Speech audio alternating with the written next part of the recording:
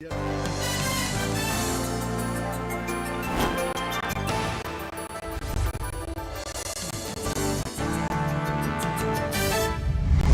bueno que continúan con nosotros. Estamos en el momento de la entrevista central del Despertador. Hoy vamos a conversar con el ministro de Educación, Roberto Fulcar. Le agradecemos, ministro, que haya aceptado la invitación al Despertador. Muchas gracias. Un gran placer por volver a invitarme y saludos a los televidentes y a ustedes también. Un abrazo a todos. Ministro, mire, por respeto a nuestra audiencia y sobre todo a alguien que es muy fiel a nosotros, que es el Consejo Dominicano por la defensa de los derechos de los trabajadores de la educación, le voy a preguntar la pregunta que este Consejo nos hace todos los días. ¿Por qué no se ha respetado la sentencia del Tribunal Constitucional para el pago de la evaluación por desempeño? Ajá. Como esa es una opinión y comenzábamos a conversar un tema cuando vinimos al aire, lo primero que hay que decir que esa es una vieja sentencia que nosotros heredamos de hace años de un tribunal que se comenzó a pagar en la gestión pasada por unos derechos adquiridos por unos técnicos, y nosotros hemos dicho a esos técnicos que esta gestión va a continuar el proceso de pagos. Lo que pasa es que cuando nos vimos con ellos fue este año y ese pago no estaba en el presupuesto porque el presupuesto se hace el año anterior. Pero somos absolutamente respetuosos de la ley y de la Constitución, independientemente de la opinión que tengamos con una sentencia. Si ha sido una sentencia, no queda otro camino que aplicarla. Y nosotros somos respetuosos de eso y vamos a continuar paulatinamente esos pagos. Ministro, el retorno a las aulas.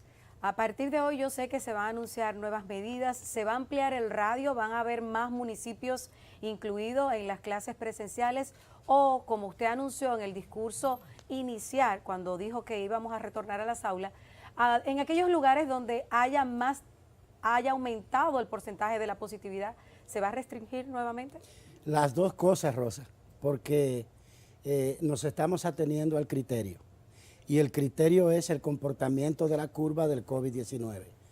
Y partiendo de un corte en el cual el punto de partida es 5 o menos % de contagio y 7 de incidencia en los últimos 7 días. 50 de incidencia en los últimos 7 días por cada 100.000 habitantes. Una combinación de esos dos indicadores nos indican los municipios que pueden entrar a la presencialidad. En este caso, en la tarde de hoy, en este momento que estamos en esta entrevista, nuestro equipo técnico junto con la mesa que comparte con el Ministerio de Salud Pública está haciendo la última evaluación, el último corte, que lo vamos a informar en la tarde de hoy. Pero les adelanto que la tendencia parece que es a una ampliación importante de municipios que entran y también algunos municipios donde ha crecido el contagio y podrían tener que salir. No digo el número porque ustedes saben que en un día puede cambiar ese indicador de un municipio a otro. Y entonces el último corte se está haciendo en la mañana de hoy para presentarlo esta tarde. Pero lo que esperamos, Rosa, es que va a haber de las dos cosas. Una cantidad importante de municipios que van a entrar y algunos, aunque pocos, que podríamos tener que sacarlo y retornarlo a la presencialidad. ¿Cuáles van a cerrar? A la modalidad de distancia. ¿Cuáles van a cerrar? Porque eso sí ya debe estar cuantificado. Yo prefiero esperar que los veamos hoy. No vaya a ser que uno que estuviera para cerrar cambiara en el día de ayer, porque fue anteayer el último corte. Okay. Entonces, como lo estamos haciendo en esta mañana, pero los que podrían cerrar son municipios pequeños que no me parece que pasen de 10. ¿El distrito entraría? ¿El distrito, la capital? No, el distrito todavía no está. En ninguna zona de el la nivel capital. del distrito muy alto. Y también de la provincia de Santo Domingo es aún muy alto para entrar. Ministro, pero justamente... Pero tenemos que decir que va bajando significativamente el nivel de contagio. Esa es la buena noticia, que probablemente en unas semanas pudiéramos estar en el Distrito Nacional en condiciones de retornar a las aulas. Una de las zonas justamente donde ha habido mayor presión por parte de los colegios privados para regresar a la presencialidad es la capital, justamente, y lo hemos visto porque hay escuelas, sobre todo de primaria infancia, en donde están abiertas desde hace, no del 6 de abril, cuando comenzó la semipresencialidad, sino desde antes ya habían comenzado a recibir niños. ¿Cómo funcionó ese acuerdo? ¿Cómo los están supervisando ustedes? Mire, nosotros no hemos autorizado desde la Dirección de Colegios de Privados, y de hecho les doy la primicia que en el día de hoy está circulando una comunicación de la Dirección de Colegios Privados dirigida a las instituciones educativas de iniciativa privada, porque nosotros no podemos hacer excepciones. Es un tema de salud, es un tema técnico, es un tema de ciencia, y con eso no podemos jugar a los sentimientos, ni a los privilegios, ni a las concepciones. Tenemos que aplicar decisiones y parámetros racionales, calculados científica y metodológicamente por las instituciones de salud, cada día para quien le toque. Por ejemplo, en tu provincia, Rosa, en el grupo que entró en la provincia de San Juan, en el primer grupo, solo entró un municipio que fue Las Matas de Farfán. Bueno, a lo mejor yo hubiese querido que entrara cercado mi municipio, pero no le tocaba. Es decir, en esto tenemos que ser absolutamente responsables. Y yo sé lo que significa. Todos tenemos familia y todos sabemos lo que significa esto del encierro y de mantener los niños y las niñas en la casa. Pero tenemos que atenernos a un criterio, o si no, nunca vamos a salir de la pandemia. Lo importante es que entre todos aportemos el sacrificio del lugar para que esto se pueda superar cuanto antes. De hecho, hay una situación muy esperanzadora. En el corte que vi antes de ayer, en casi todo el país, el nivel de contagio ha venido bajando sistemáticamente. Todavía en la capital, en la gran capital, digamos, la provincia de Santo Domingo y el Distrito Nacional, ese nivel de contagio no entra en el criterio, pero se acerca cada vez más. Y yo lo que les pido es que nos atengamos todos a la norma, que no apliquemos una norma para unas provincias o para unos municipios y otra norma para los otros. Lo que queremos es que retornemos todos a las aulas. Tenemos una ventaja comparativa frente a la mayoría de los demás países. Nosotros tenemos una modalidad de educación a distancia que aquellos municipios que no puedan entrar mantienen los estudiantes en esa modalidad. Ministro, y así la vamos a tener hasta el final. Hay una realidad, hay colegios que están dando clases presenciales, también se han creado grupos en hogares, una especie de burbuja. ¿Va a haber sanciones, va a haber alguna reacción por parte del Ministerio de Educación con esos centros privados que no han acatado la disposición? En el día de hoy la Dirección de Colegios Privados está haciendo una supervisión en el territorio, en el lugar, incito, a los colegios privados. Además de entregarles la disposición, reiterarles la disposición que todos conocen, una visita a ese lugar, y el colegio que esté abriendo sin una autorización, obviamente se está colocando al margen de la norma, de salud, al margen de la ley que organiza y dirige este proceso de pandemia, que es una ley y es una situación excepcional, y también de la Ley General de Educación. ¿Pero cuál va a ser y habrá la que sanción? tomar medidas. ¿No tienen determinado cuál sería la sanción? La ley establece, la Ley Orgánica de Educación establece disposiciones claras para una institución que viole las disposiciones del ministerio. Ministro, ya estamos, si anuncian hoy la reapertura de algunas escuelas en algunos municipios, esto vendría ya a ser en mayo, porque justamente en mayo comienza el fin de semana. Falta muy poco tiempo para que termine el año escolar. ¿Ya tiene qué sentido tiene que ya en las últimas 4 o 5 semanas de clases los niños vuelvan a las clases, a las aulas, perdón? Mira, primero no falta tampoco, faltan 3 meses. Terminamos 29 de julio el año escolar, de manera que tenemos completo mayo, junio y julio. Y en segundo lugar, no lo podemos ver como un comienzo. Es una totalidad, es una línea que comenzó con la educación a distancia y continúa con este intento de retorno. Porque en esto también estamos tratando de garantizar la recuperación de la cultura de la escuela, que es importante para el proceso educativo en el año escolar que va a iniciar en septiembre. De manera que 2 semanas, una semana que podamos tener, así sea como ejercicio de esa práctica de volverse a encontrar con sus iguales, con su cohorte, con su profesora, de la escuela verse junta, de relacionarse con la comunidad, sí aporta. Ahora, no lo podemos ver como que comenzamos las clases ahora. No, las clases comenzaron cuando comenzaron con el Plan Educación para Todos, preservando la salud. Lo que vamos es, en una lucha con la pandemia, por decirlo con una palabra muy coloquial, en un forcejeo con la pandemia, para ir permitiendo que no se muera la cultura de lo escolar, la cultura del encuentro, la cultura del retorno. Y obviamente, con una actitud de vigilancia sistemática, permanente, científica.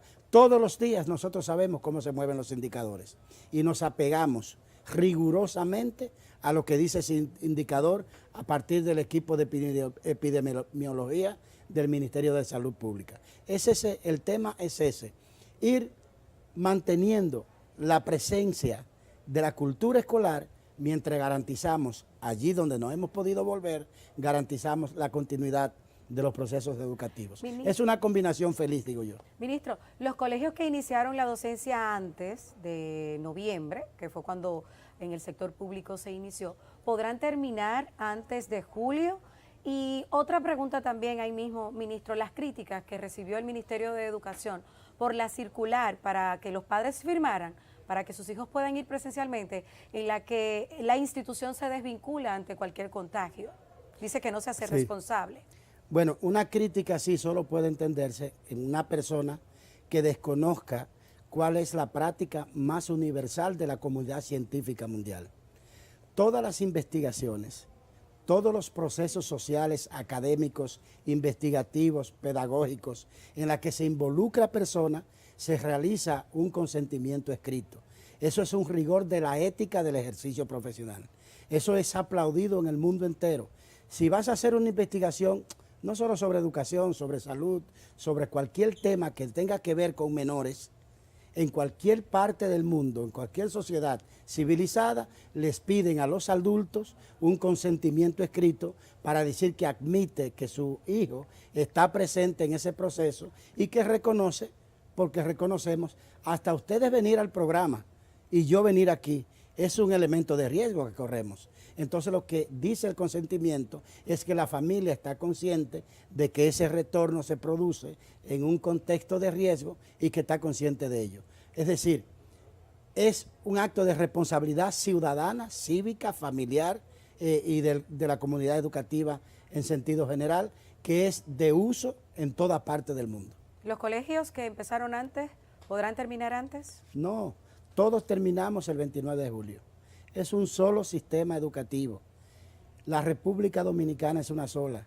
Y yo insisto en que tenemos que propender a tener un solo nivel educativo y que ojalá podamos unificar por arriba, no por debajo, el nivel de calidad para todos los ciudadanos de todas partes, de la capital, de las provincias, de nivel inicial, básico.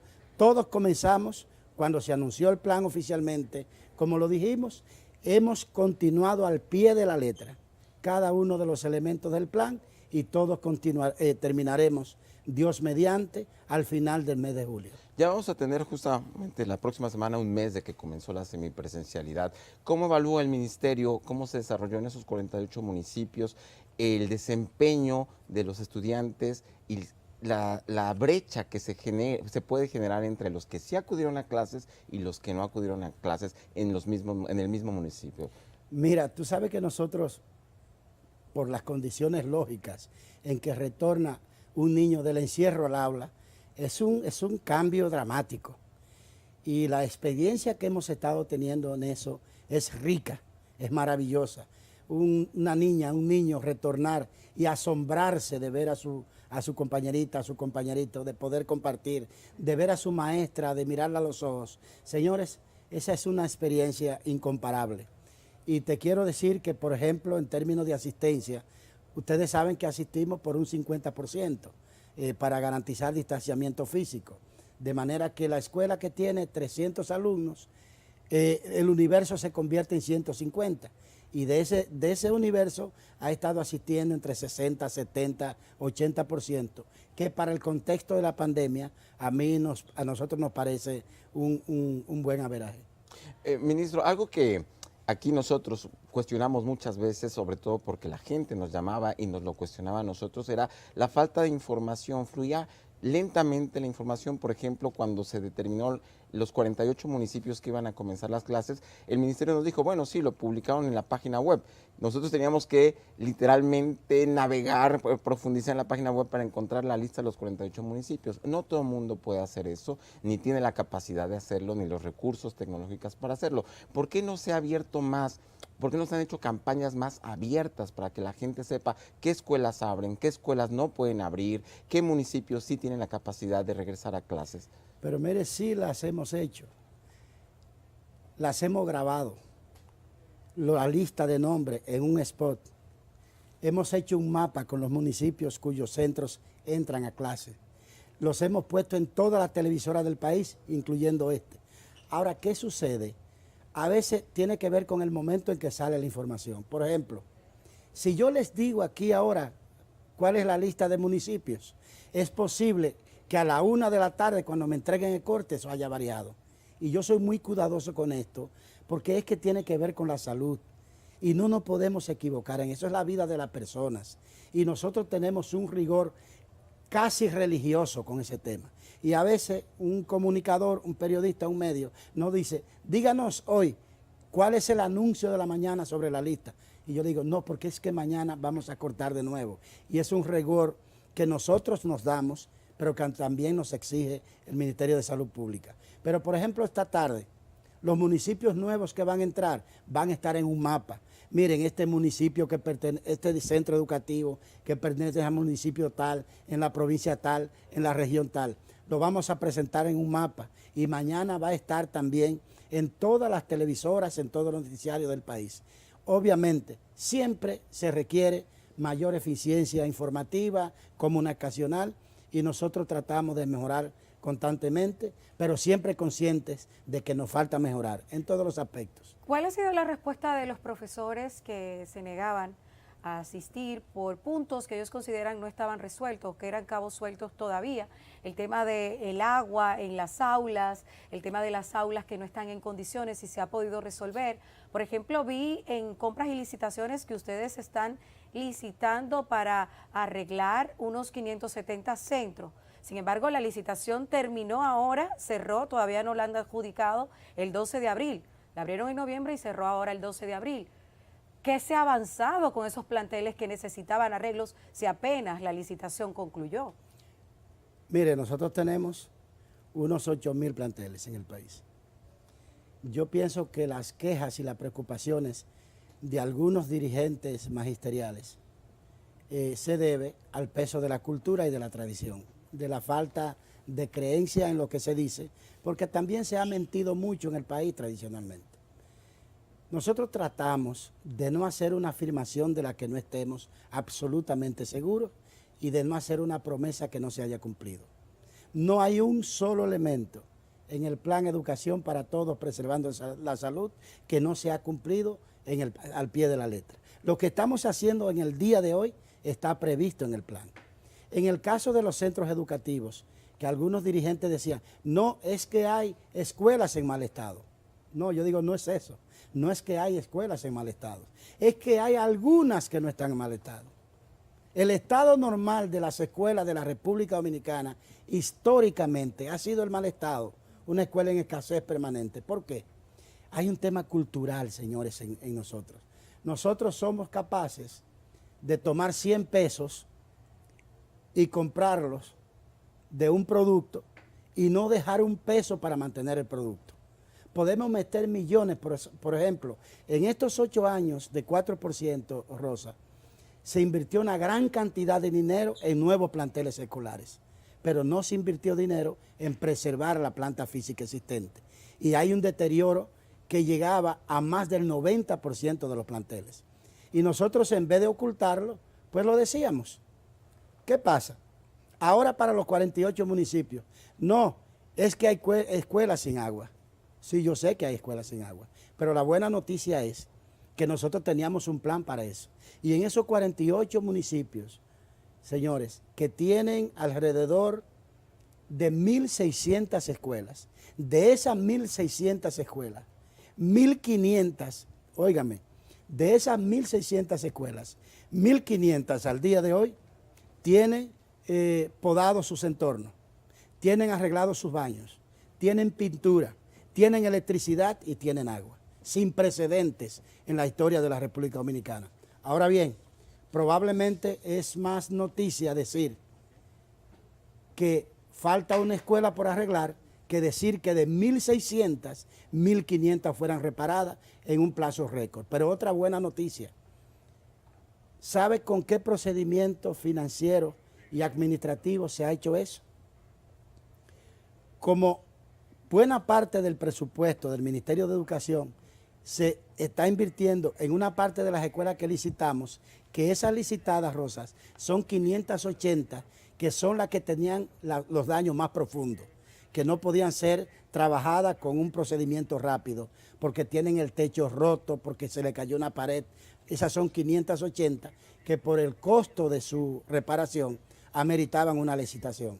Esas se están entregando ya los primeros pagos y están siendo intervenidas. Todas las demás que tienen necesidades más pequeñas de agua, de pintura, de baños, de servicios sanitarios, esas son con costos más pequeños.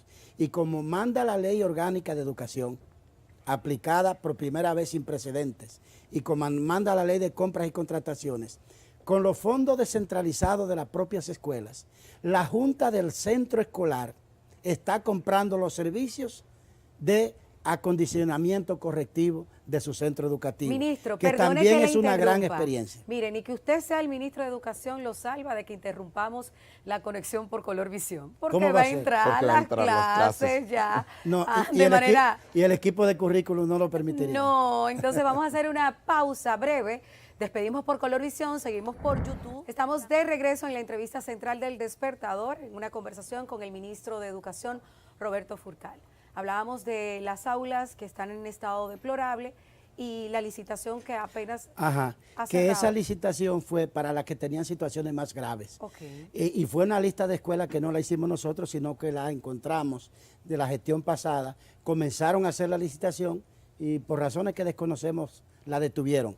Pero nosotros le dimos continuidad, están licitadas en un proceso muy exitoso y están siendo comenzadas a intervenir.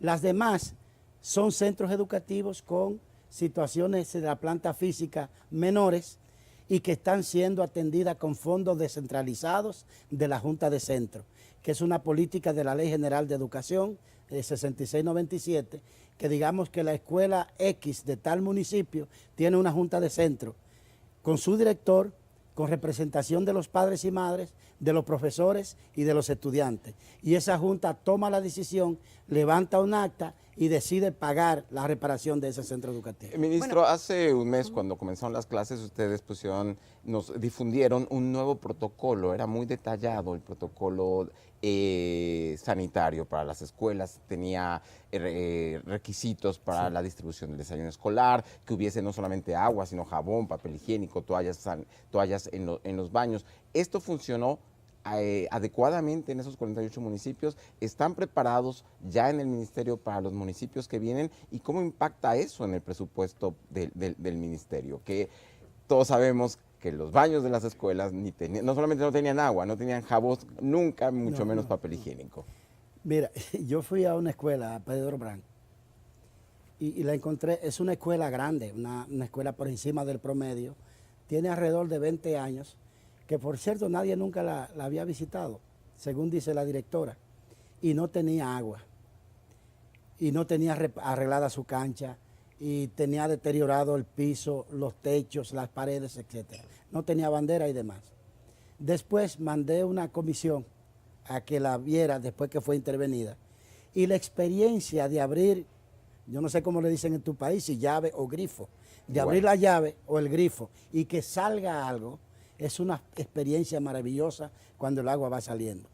Ese protocolo sanitario nosotros lo aplicamos religiosamente, eso es sagrado. Es decir, tiene que haber mascarillas para todos, para los profesores, para la dirección, para el personal de apoyo y sobre todo para los estudiantes. Cada semana, cada alumno, cada curso evalúa la situación y si determina que hay indicios de la presencia del coronavirus, seguido se reporta a una coordinación que hay entre el Ministerio de Educación y Salud Pública en esa provincia para hacerle una investigación profunda, aplicarle una prueba y determinar si hay contagio. De manera que si hay contagio, hay que cerrar momentáneamente. La buena noticia es que en todo lo que llevamos de retorno gradual, gracias a Dios, no hemos tenido ni un solo contagio de estudiantes. Y de profesores no hemos tenido un contagio en el aula. Eso es una noticia alentadora y que le damos gracias a Dios todos los días. Y yo quiero agradecer también a los equipos pedagógicos, a los equipos de administración de los centros, que se han entregado con tanta disciplina a cumplir ese protocolo al pie de la letra, como en todo lo que tiene que ver con la educación a distancia. Aquí no sale una clase grabada al aire en un canal si la dirección de currículum del Ministerio de Educación no lo ha examinado letra por letra, contenido por contenido y hasta la forma de decirlo. Porque estamos, como decía hace un momento, estamos tratando con adolescentes, con niños y con niñas. Y tenemos que tener un cuidado muy especial porque cualquier cosa que pudiera parecer inofensiva le pudiera generar un daño. Y así también con el tema del protocolo. Siempre hay jabón, siempre hay mascarilla, siempre hay material de limpieza en gel, siempre, permanentemente. Incluso tenemos algunos materiales especiales para intervención en caso de COVID que se guarden en la dirección por si se presentara un caso especial. Para estos municipios que posiblemente entren a partir del corte de hoy, ya nosotros tenemos todo el material de bioseguridad, ya no en la capital porque estamos siendo previsorios, los estamos guardando en la dirección regional para agilizar el proceso de entrega. Pero si no podemos entregarle a una escuela, mejor no la abrimos. Bueno, yo quiero retomar el tema de la construcción. En el programa especial de aulas, de tema de planteles escolares, hay una deuda de más de 20.000 millones de pesos. ¿Se ha podido avanzar con esa deuda de varios constructores, unas 600 aulas casi que construyeron ellos, y el tema también de los nudos legales? ¿Qué se ha avanzado luego de que el propio Ministerio de Educación con el Ministerio de Obras Públicas hizo este anuncio de que había una traba con los nudos legales para poder pagar eso adeudado por el gobierno? La verdad, esa es una situación penosa, Rosa. Mucho más de 600, muchas más. Son 400 escuelas afectadas por el hecho de que se dispararon en el nivel del tope hasta donde podían llegar pasándose del presupuesto, incluyendo escuelas que pasan del 300% del monto del presupuesto ya fue erogado. Y entonces nosotros tenemos un impedimento legal para hacer ese pago porque estaríamos violando la ley de compras y contrataciones. Pero es un problema que hay que resolver, aunque lo heredamos nosotros, pero es un problema del Estado Dominicano y nosotros creemos absolutamente en la continuidad y no es nuestro interés sacrificar a esos ingenieros o esas empresas que hicieron esa contrata, aunque debieron denunciarla a tiempo y algunos tienen hasta 7 años y se mantuvieron en silencio en esos 7 años porque hay que decir una cosa y decir la otra. Los que han ido al Ministerio de Educación a hacer protesta en estos 7 meses se mantuvieron callados por 7 años mientras veían que su obra se disparaba y se disparaba y se disparaban y no desconocen la ley, Rosa, conocen la ley. Ahora, gracias a Dios, nos hemos reunido con el presidente de la República, el Ministerio de Obras Públicas, el ministro de Obras Públicas, el director de Compras y Contrataciones para hacer una solución en el marco de la ley y de la Constitución. Y ya hemos encontrado un camino para resolverlo y el camino es proponer una modificación puntual y transitoria a la ley de compras y contrataciones mediante el cual el Congreso determine en esa ley puntual y transitoria, miren, para esta lista de casos, que en el caso de educación planteamos, nosotros queremos que lo que sea para educación se diga claramente cuál es la lista de centros. ¿Saben por qué? Porque en este país se hacen muchas cosas provisionales y se quedan para siempre. Entonces va a ser con una lista limitada de obras que están básicamente en salud pública, en OISOE, en el Ministerio de Obras Públicas y principalmente en el Ministerio de Educación. Ya está en el Congreso, ya fue presentada al Congreso Nacional y nosotros esperamos que en este entrante mes de mayo eso pueda quedar resuelto. Y en esos casos específicos, durante todos estos años estuvieron generando intereses por mora en el pago y además van a poder determinar si hubo sobrevaluaciones en algunas de esas escuelas, de esas construcciones, para poder comenzar a pagarles a los ingenieros. Mire, el compromiso que hizo el Estado de pago por la obra Ese es un compromiso que hay que cumplirlo porque es un tema legal. Ahora, eso no exime que se haga una evaluación de la corrección o no de esos niveles de costo de la obra. Ese es un tema paralelo. Para nosotros ahora lo fundamental es que puedan entrar al sistema esas 400 planteles que los estamos necesitando, porque nuestra aspiración es que todos los estudiantes de la República Dominicana terminen entrando a la jornada extendida. A nosotros nos parece un empuje hacia el incremento de la brecha social, el que unos estudiantes estén en jornada extendida y que otros estudiantes no lo estén.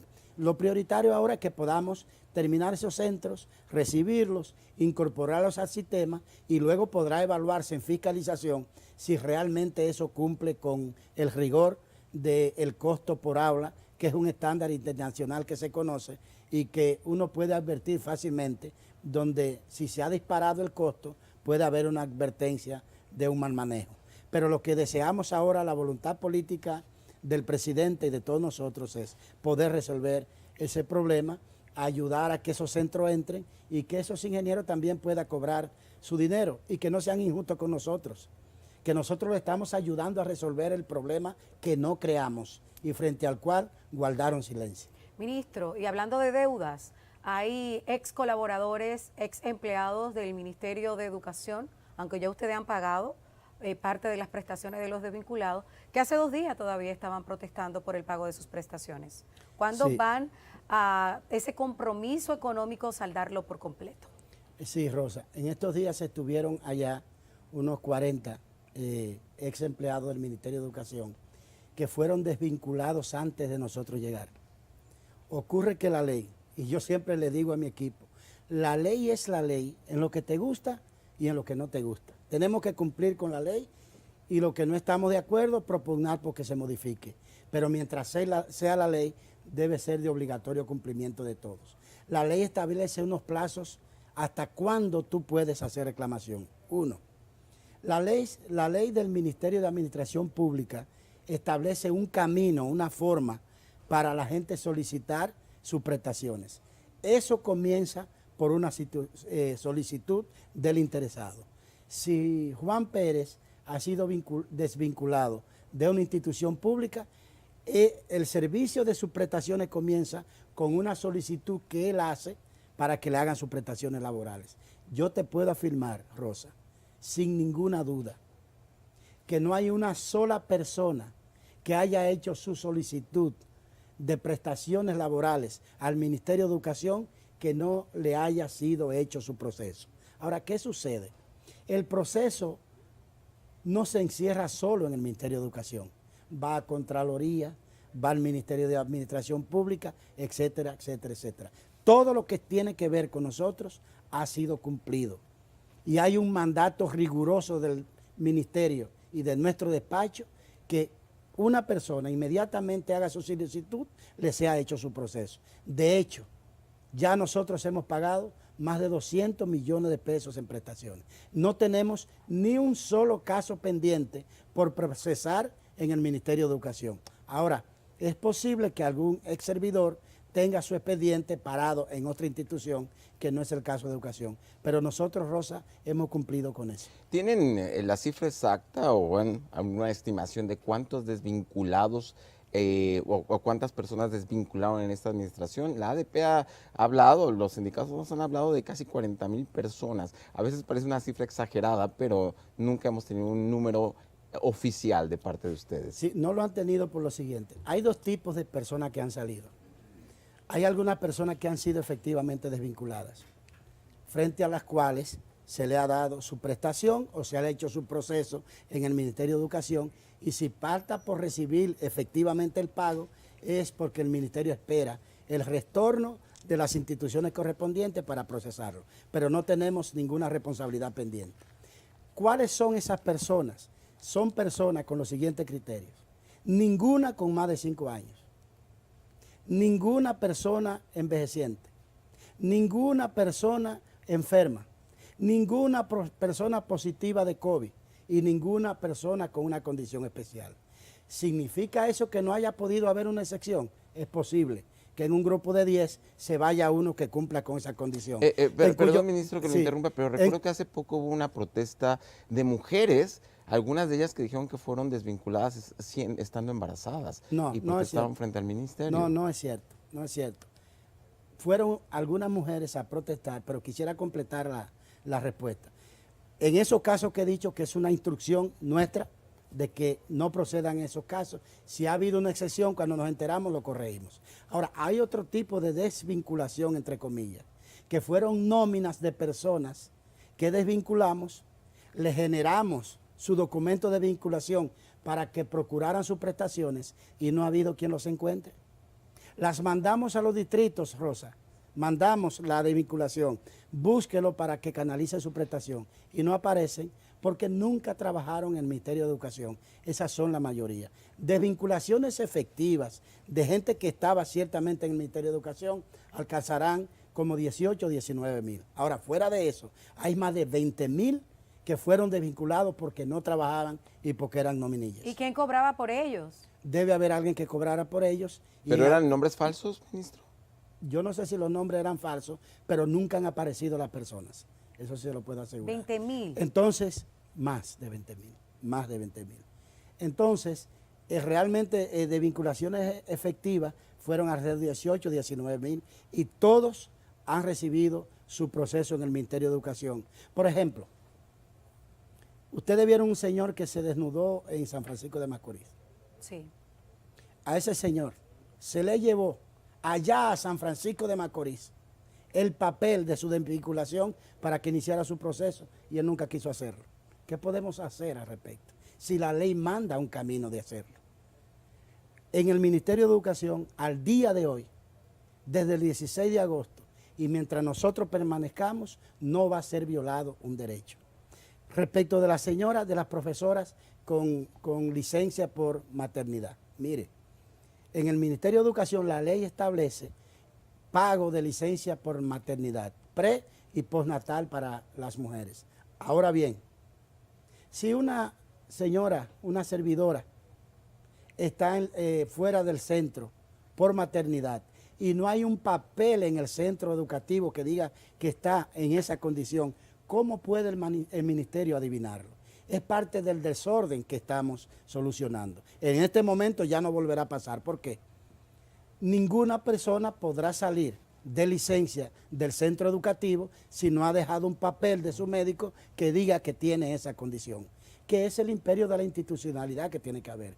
Y nosotros, aún así, a esa gran cantidad de mujeres que tenían deuda por licencia de maternidad, la hemos ido pagando. No de nuestra gestión, de la gestión anterior, más de 300 millones de pesos. Pero no deberían de recontratarlas, dado que estaban embarazadas en el ¿Perdón? momento. ¿No deberían de recontratarlas? No, porque no es que están desvinculadas.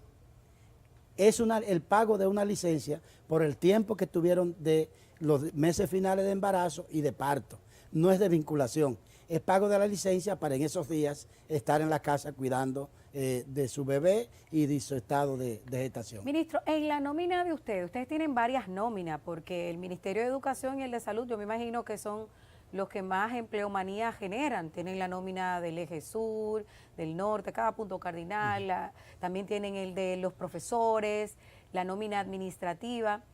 Nosotros verificamos en la nómina administrativa una cantidad, ahora que ustedes hablan de mujeres, de conserje, que sobrepasa solamente en la sede central más de 3,000 conserjes, más de 3,000 mayordomos, entre los dos unos 7,000 empleados y por ejemplo solamente en la gobernación de la sede central 130 y pico de conserjes, cuando cada departamento tiene su conserje aparte, cuando cada sede tiene su conserje aparte.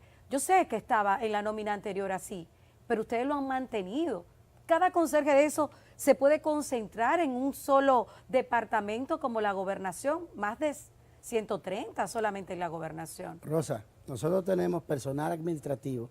Llamamos personal administrativo aquel que no desempeña una función docente, que no es director, subdirectora, profesor, psicólogo u orientador. Los otros es personal de apoyo administrativo. Nosotros encontramos 98,000. 98,000. De esos, en lo que llevamos de gestión, ha habido una reducción significativa que a diciembre era de 150 millones de pesos, Rosa. Sí lo hemos reducido significativamente.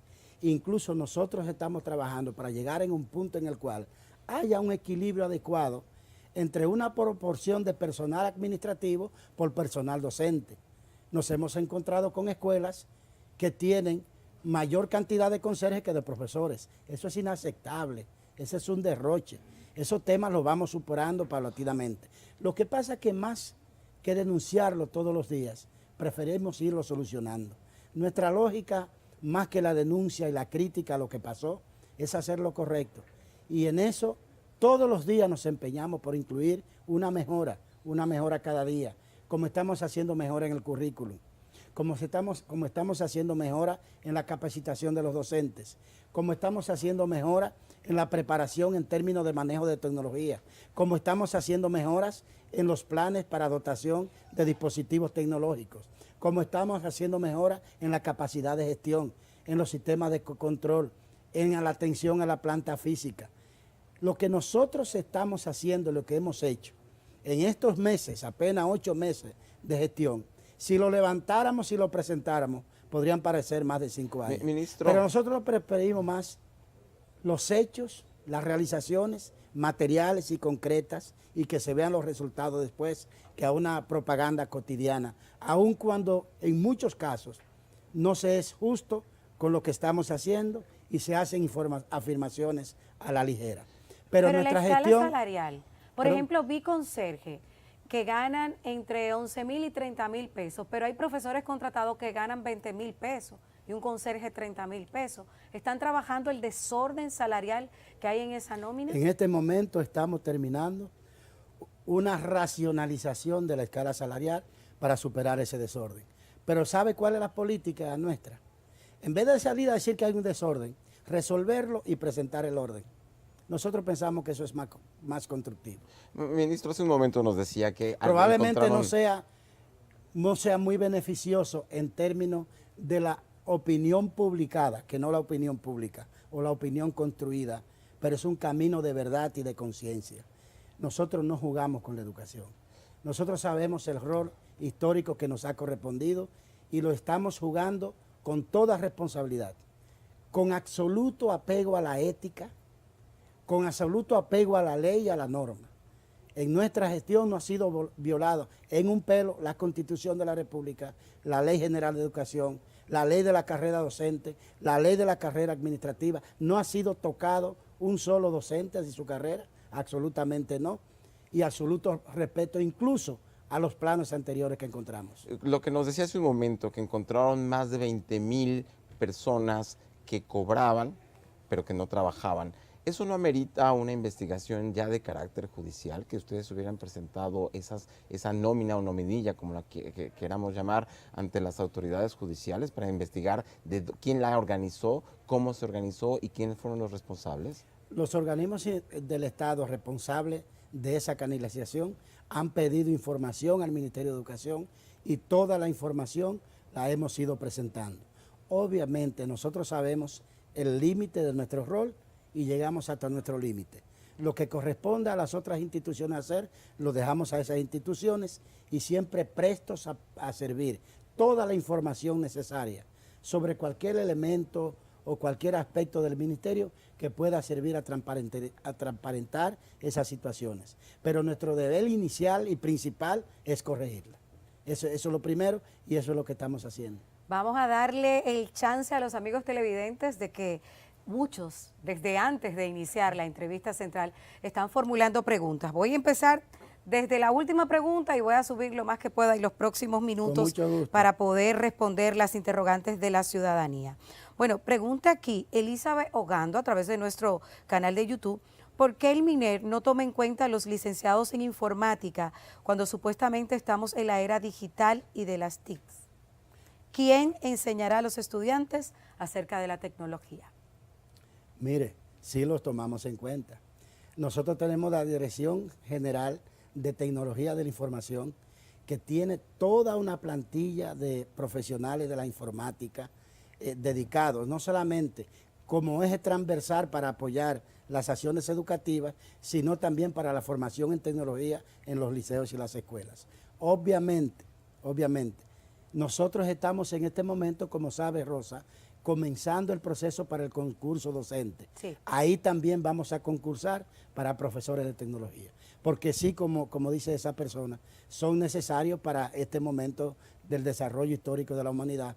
La tecnología es fundamental, sobre todo para el modelo educativo que estamos impulsando. Pregunta Luis Alberto Boció Díaz que por qué en el INAVIE están desvinculando los compañeros con 2 meses de ser contratados. Parece que es un PRMista. Que están desvinculando a los compañeros, dice Luis Alberto Boció, lo están desvinculando con apenas 2 meses de contratado. Yo tendría que ver eso porque no lo conozco, ¿no? Ministro, me gustaría volver un poco al tema de las construcciones porque hemos tenido ya una serie de reportajes aquí en Noticias CN de una escuela en Los Alcarrizos, Los Prados II, creo que se llama el barrio. Esta escuela nunca terminó de construirse, no sé si forma parte de las escuelas que están adeudadas y hoy se convirtió ya en un complejo habitacional por personas que fueron desalojados de unos terrenos aledaños. ¿Qué va a hacer el ministerio? Estamos en conocimiento de esa escuela. Los Alcarrizos todavía no ha sido intervenida la planta física. Entra en el grupo que va ahora.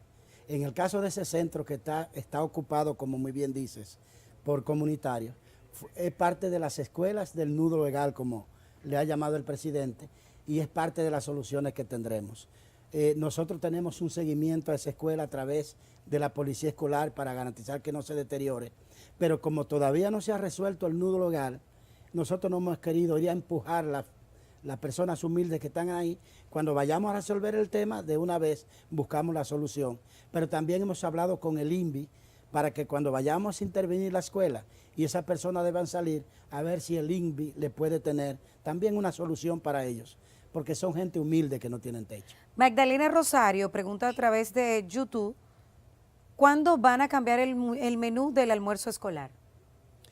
Bueno, ella se refiere a que producto de la pandemia no estamos sirviendo alimentos cocidos, por razones obvias. Nosotros nos estamos preparando en este momento, de hecho ya se ha llamado a una licitación nacional para cocinas, para alimentos cocidos, porque ocurre que realmente a los muchachos les gusta en la escuela tener su comida ahí. Ahora están en la casa y le estamos llevando unos kits de alimentos crudos a la casa por 15 días, lo que consumen por 15 días, pero ella que sepa que en este momento estamos licitando cocinas para preparar alimentos cocidos, en el caso de que al inicio del año escolar ya la pandemia haya permitido que tengamos presencialidad total, pero nos estamos preparando para eso. Guaraguao 87 pregunta sobre la preparación de los docentes, maestros y también sobre la tanda extendida, si la van a seguir implementando. Sí. ¿Tú te recuerdas lo que es el guaraguao allá en tu pueblo? Sí. Se comía los mejores pollos, el guaraguao. Sí, el es una ave de rapiña. Atemorizaba totalmente. a los avícolas. Yo tengo toda una historia con eso. Mira, sobre la tanda extendida hay 3 cosas. En primer lugar, sí, no solo la vamos a mantener, sino que nuestra política es llegar a que todos estén en tanda extendida. Ahora, no en tiempo extendido en la escuela como eso está hoy, porque creamos una tanda extendida, pero la dejamos sin contenido y se quedó como una especie de cacarón vacío, que seguíamos dando matemáticas, lengua española, ciencias sociales y naturales, y después vagancia. Para eso estamos llenando de contenidos útiles, además de esas 4 asignaturas de contenidos útiles la tanda extendida. Y aprovecho para entregarles a ustedes los signarios. Aquí están, por ejemplo, todos los signos patrios, con un glosario de términos para que todos aprendamos a cantarlo y su significado, con un glosario al lado. Y les voy a dejar también esta memoria donde están todos los signos patrios cantados y declamados, y además les he incluido las 8 cátedras patrias del mes de la patria. Gracias. En este momento estamos produciendo la cátedra sobre gastronomía dominicana, sobre educación vial, sobre amor y respeto por los animales y sobre respeto para a la escuela, personalidad. para primaria. Eso va a ser para todos los niveles.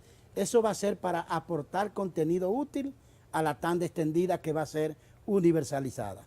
Y sobre la formación docente, Recuerden que antes de empezar el año escolar, más bien el año escolar lo comenzamos al revés. Como íbamos a la educación a distancia y teníamos un déficit en las competencias de los profesores para el dominio de la tecnología y para la modalidad de educación a distancia, comenzamos capacitando a los profesores en esos dos aspectos. Esa capacitación permanente en el aula con acompañamiento va a continuar durante este y el próximo año escolar completo. Bueno, la última de los amigos televidentes, hay muchísimas preguntas. Yo me atrevo a decir... Si quiere nos quedamos un rato más. Me están diciendo que usted tiene un compromiso. No, yo sigo. No, por mí no. Ah, pues bueno, ya usted lo está autorizando. Muchas preguntas que tiene la población. Por ejemplo, Wesley Stanley, a propósito de que usted está hablando de los docentes, la calidad y todo eso, ¿qué cantidad de docentes aproximadamente necesita actualmente el sistema escolar y qué área o asignatura es la más requerida o demandada? Mira, en este momento nosotros tenemos unos 127,000 docentes. Para el año escolar que iniciará en septiembre, vamos a requerir aproximadamente, estamos concluyendo el levantamiento, unos 20,000 más. Para eso ya hemos anunciado la semana pasada, me imagino que lo vieron, un concurso nacional de oposición docente para escogerlos, para recuperar el cumplimiento de la ley. Porque la vía de entrada del sistema educativo dominicano no debe ser el contrato, sino el concurso. Y debe ser 2 veces al año el concurso, ¿no? Según la necesidad, porque si no tienes necesidad no tienes que hacerlo. Lo que corresponde hacer lo inteligente para ahorrar costos es que haces un concurso, toma de ahí los profesores que necesites y los otros que ganen el concurso lo deja en un banco de elegibles. Por ejemplo, yo me acabo de encontrar con el hecho sorprendente de que mientras me faltaban profesores, habían unos 527 profesores que habían ganado concurso en las gestiones anteriores y nunca los dejaron entrar, en una violación de la ley porque ya tenían un derecho adquirido. Sin preguntarles quiénes eran, nosotros les hemos dado entrada a esos profesores. Entonces hacemos el concurso, Rosa, que aspiramos a que el concurso nos permita para el inicio del año escolar tener ya los profesores que necesitamos. Vamos a necesitar muchos profesores de ciencia. Vamos a necesitar especialmente orientadoras. ¿Por qué? Porque ese es un servicio muy especial y masivo que queremos brindar, porque nos parece que los estudiantes pueden venir del encierro con situaciones especiales que debemos atender. Y entonces vamos a llenar las escuelas de psicólogos y orientadores. Y vamos a necesitar también de ciencia natural. Y dice Vicky Mary Romero Díaz que por qué no nombran a los docentes que ya tienen varios años tomando contratas, a los contratados, y que se les exonere del concurso. No puedo exonerarlo porque violó la ley. Pero sí, lo que hemos hecho es, en aquellos centros educativos donde algunos contratados son indispensables para terminar el año escolar, le hemos restaurado el contrato a esos. Les hemos mantenido el contrato. Ahora le hemos dicho, este contrato no es la ley. Este contrato tiene que ser la excepción, no la regla. Los voy a contratar, pero prepárense para que entren al concurso en igualdad de condiciones que todos. Se supone que a ellos debe irle mejor, porque tienen más prácticas. Sí. Y Luzma Dancer, un tema importante que muchos televidentes nos han mostrado inquietud, pregunta a través de Facebook, ¿cómo se están tratando los estudiantes que tienen alguna condición especial en esta gestión? Yo agrego a eso, ¿cuáles medidas? ¿Cómo se va a fortalecer? Muchos padres preocupados que tienen niños especiales. Mira, ese es un señor tema. Ese es uno de los temas más estratégicos y de donde el país tiene una deficiencia mayor. Nosotros hemos desplegado una amplia y diversa política de inclusión que va desde el hecho de que estamos preparando programas especiales para identificar a la persona con condiciones especiales y necesidades especiales de educación, porque ni siquiera un registro de eso existe en el país. Tú sabes, Rosa, que no teníamos registro en el país de cuántos son los que tienen autismo, los que tienen problemas de la visión, del oído, etcétera, y en consecuencia nosotros estamos colaborando para tener un levantamiento serio de la cantidad de personas que tienen esas condiciones especiales y vincularlas al sistema de educación.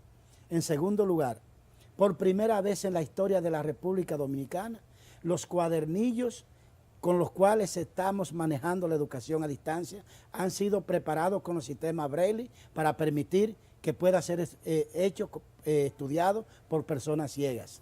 En tercer lugar, Nosotros en este momento, de hecho, estamos adquiriendo un local que presentaremos en menos de un mes solamente para atención de personas autistas. Llevamos un proceso de capacitación masiva de equipo profesional especializado en atención a esa comunidad, porque ellos también son dominicanos y tienen derecho, como nosotros tres, a recibir educación. Y por último, y como una expresión también de esa inclusión, nosotros hemos vinculado al Ministerio de Educación a 200 empleados que son servidores con alguna discapacidad o con alguna condición especial, para dar un ejemplo práctico de que no solamente ¿En cuáles áreas? es teoría. En todas las oficinas de las direcciones regionales y de distrito de educación hay una persona, por lo menos una persona con discapacidad que está siendo un servidor del ministerio en este momento. Ministro, volviendo un poco al coronavirus, y como ya se van a abrir más municipios a la semipresencialidad, de esos 128,000 profesores aproximadamente que tiene el sistema educativo, ¿cuántos ya se vacunaron? ¿Cuántos ya comienzan con la segunda dosis? ¿O cuántos todavía no tienen ninguna vacuna? Mira, todos, teóricamente, todos cumplieron la primera etapa, incluyéndome a mí, que estaba esperando que terminaran todos los profesores, y cuando ellos terminaron, anteayer me puse la primera dosis. Ahora bien, eso tiene una excepción a algunas personas que no han querido ponérsela por razones religiosas o de otra naturaleza. Pero el universo de profesores se aplicó la primera y ya estamos concluyendo la segunda dosis de vacuna, gracias a Dios.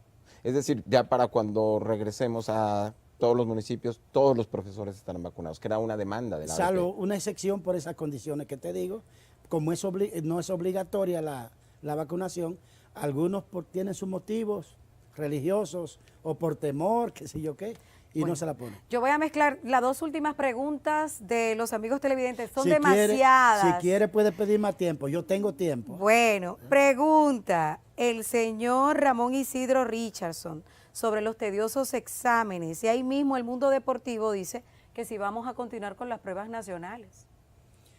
Vamos a continuar con las pruebas nacionales, pero no este año. En este año escolar que culmina, porque en este año escolar no tendrían sentido, no aportarían nada al sistema educativo.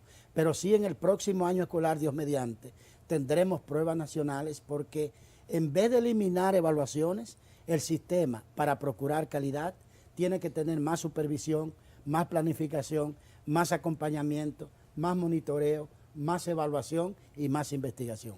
Bueno, pero no en este año, ¿no? Yo quisiera saber si ustedes tienen una evaluación del nivel de aprendizaje de los estudiantes durante este año de pandemia, cuál ha sido, y las debilidades que tenemos ahora con nuestros hijos. Yo que soy una madre de una niña de 8 años, si va a tener respuesta, si se pudiera fortalecer cuando ya pasemos este tiempo de pandemia con algunas clases extra, extendiendo la jornada diaria, o el próximo año escolar, o no. El próximo año escolar es el momento en el cual realmente, si continúa la tendencia de la pandemia como va hasta ahora hacia la baja, entonces el año escolar que viene probablemente sea el verdadero de aplicación del nuevo modelo educativo. La gente me pregunta, ¿la educación cuándo va a volver a ser como antes? Y yo digo, nunca más. No podemos mirar para atrás. Este retorno gradual que estamos haciendo a las aulas es para recuperar experiencias positivas que tienen que ver sobre todo con el relacionamiento social de la comunidad educativa. La relación de los estudiantes con sus iguales, con sus compañeritos, con sus profesoras, de los profesores como colectivo pedagógico, de la escuela comunidad, con la comunidad. Eso positivo del viejo modelo lo recuperamos, pero no abandonamos la modalidad a distancia y todo el aprovechamiento tecnológico que estamos haciendo en el día de hoy, junto con adecuación curricular, implementación de educación científica para aprender ciencia. Les comparto que recientemente ha estado en el país la UNESCO, ha estado observando lo que hacemos en la República Dominicana, como muchos otros organismos internacionales, y nos acaba de donar 50 laboratorios de ciencias, porque nosotros pretendemos llevar la ciencia a la educación dominicana, y conjunto con esto, todo lo que tiene que ver con la educación en valores. Ese va a ser el nuevo modelo. Entonces, a los estudiantes que les ha tocado vivir esta experiencia. El año que viene será una combinación de todo el contenido y todo el currículum normal para el periodo y también algunos componentes para llenar posibles lagunas como las que te refieres. ¿Qué pasó con el tema del Internet? Que, por ejemplo, en inicio, cuando usted anunció la reapertura de las clases, dijo que iban a tener contratos con telefónicas para que puedan tener en los hogares acceso a Internet. Sin embargo, diariamente aquí nosotros recibimos quejas de que la conexión a Internet en esta clase a distancia es la principal traba. Mire, la conexión a Internet no era la principal traba porque la educación a distancia previó eso. Previmos que no todos los hogares tienen Internet. Si todos hubiesen tenido Internet, no hubiésemos tenido que contratar televisión, ni usar cuadernillos, ni usar la radio. Pero no contrataron con la telefónica de educación. ¿Qué pasó? Discúlpeme, quisiera para que este concepto quede claro. Es decir, cuando iniciamos esta modalidad a distancia mediante la articulación de 4 medios, de cuadernillos, de radio, de televisión y de Internet, era porque la mayoría del país no tenía y la mayoría del país no tiene todavía Internet. Por eso la combinación. Hemos podido llegar a todas las comunidades porque donde no llega un medio, llega el otro. Ahora estamos terminando el proceso de conversación con las suplidoras de Internet. Okay. ¿Y saben qué? Cuando las unimos a todas y le hemos dicho, deme su mapa de influencia en nacional. Todas juntas no cubren toda la República. Aún contratándolas a todas, vamos a tener que utilizar en algunas comunidades remotas, no grandes, pero en varias comunidades vamos a tener que utilizar el Internet por vía remota, por vía satelital. Pero nosotros esperamos que en poco tiempo podamos presentarle al país ya la solución sobre eso. Mientras tanto, en la mayoría de las regiones del país, localmente hemos estado adquiriendo Internet de las suplidoras desde los propios centros educativos. Bueno, ministro, gracias por estar con nosotros. Se quedaron todas las preguntas para una próxima. Más si quiere, pero me brindan desayuno. Porque tiene que brindarme ministro, desayuno. Ministro, mil gracias. Yo creo que ha sido la entrevista más larga, con muchas interrogantes. Como una hora pendientes. Tenemos hablando. Y cuidados un poco más. Y brevemente, yo sé que su equipo me va a ahorcar. ¿Qué opina usted de la Operación Coral y de lo que ha dicho el Partido de la Liberación Dominicana de que esto es un show mediático? Mi opinión sobre eso es la siguiente. Yo creo que toda persona que desempeña o ha desempeñado un servicio público está sujeto al escrutinio. Y eso es correcto y es normal. Siempre y cuando se haga con absoluto respeto a los derechos constitucionales de la persona y a la presunción de inocencia. Pero a mí me parece, sin evaluar porque ni siquiera soy abogado, pero a mí me parece que si la República Dominicana puede poner un ejemplo concreto de show mediático, ese show fue el que hicieron con la trama corrupta de Odebrecht, que formularon expedientes intencionalmente mal hechos para que se cayeran. Bueno, gracias, ministro. No le traigo el desayuno aquí, pero sí le voy a presentar un delicioso plato que va a preparar nuestra chef en El Despertador. Usted dice que deberíamos de cambiarle el tema del aguacate relleno de plátano con chicharrón. Y ponerle mofongo con chicharrón. Sí, porque la gente tiene que decir pez negro a la brasa con torta de ronda, en vez de decir arepa con arenque. Eso es lo que yo le digo a Diulca, no entiendo eso. Bueno, no nos vamos a degustar nosotros, pero sí vamos a aprender a preparar con los ingredientes que Ustedes vamos a han visto anotar. cómo estamos enseñando a preparar los alimentos de la alimentación escolar.